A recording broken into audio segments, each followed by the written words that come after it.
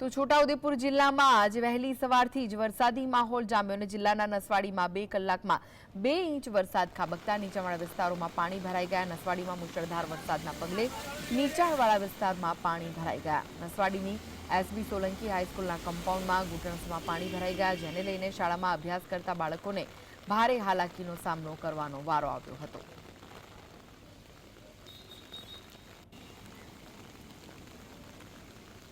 તો છોટાઉદેપુરમાં પણ ધોધમાર વરસાદ વરસ્યો છે, જેના કારણે અનેક જગ્યાએ પાણી ભરાઈ ગયા। શાળામાં અભ્યાસ કરતા બાળકોને પણ ભારે હાલાકીનો સામનો કરવો પડ્યો હતો।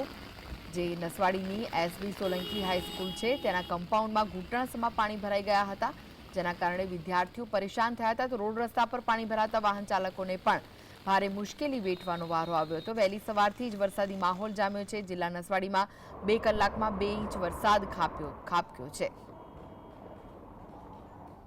છોટાઉદેપુર જિલ્લાના નસવાડીમાં ભારે વરસાદ પડતા તસવીરોમાં જોઈ રહ્યા છો। નસવાડીની એસબી સોલંકી વિદ્યા મંદિર છે। એસબી સોલંકી વિદ્યા મંદિરમાં ભારે વરસાદના કારણે જે બાળકો આવ્યા હતા તેને લેવા માટે વાલીઓ દોડધામ મચાવી છે। હાલ આપ તસવીરોમાં જોઈ રહ્યા છો, 4 વ્હીલર ગાડીઓ જે નીકળી રહી છે તે ઘૂંટણસમાં પાણી ભરાઈ ગયા છે। ડુંગરનું ઉપરથી પાણી આવે છે, તે તમામ પાણી ભરાઈ જતા આ વાહનો છે, વાહનો ચાલકો પણ મુશ્કેલી મુકાયા છે।